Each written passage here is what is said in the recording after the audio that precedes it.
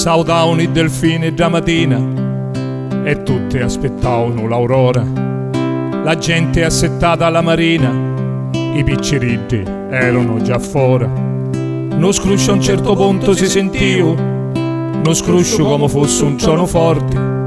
A picco popolo capivo che uscito stava andando un contramorte. Ognuno caso voce che gridava, attenti non potemo più campare. Ma intanto di lontano arrivava la polizia che a tutta via fermare.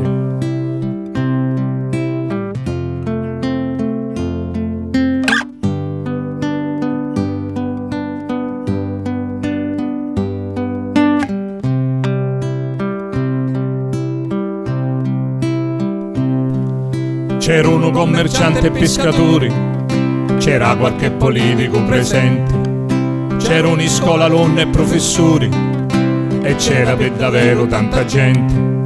Volevano c'ha Calabria e Sicilia che non nascesse l'uomo sciuferrato, perché avesse portato del Rebilia e un terremoto l'avesse spaccato. Ma non ci interessava proprio niente, a co faceva fare piccioloni sopra la testa da povera gente, imbrugliata di promesse e paroloni.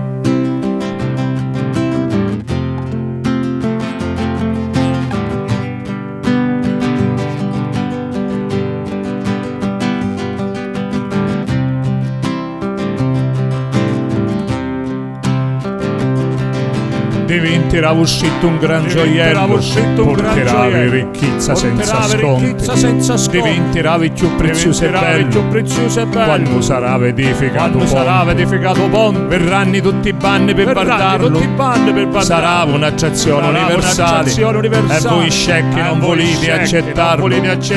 Con vostro ci rivedo senza sale. E ora andate vinni tutta casa, ci disse un uomo della polizia. Sta terra resterà pulita e rasa, senza case abusive per la via.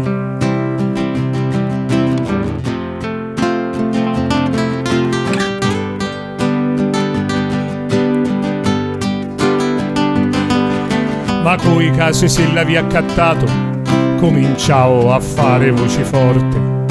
Non erano abusivi, aveva pagato, non conoscendo da schifosa sorte.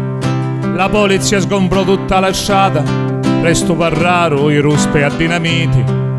Non arrestò manco una pece isata e tutti i casi furono demoliti.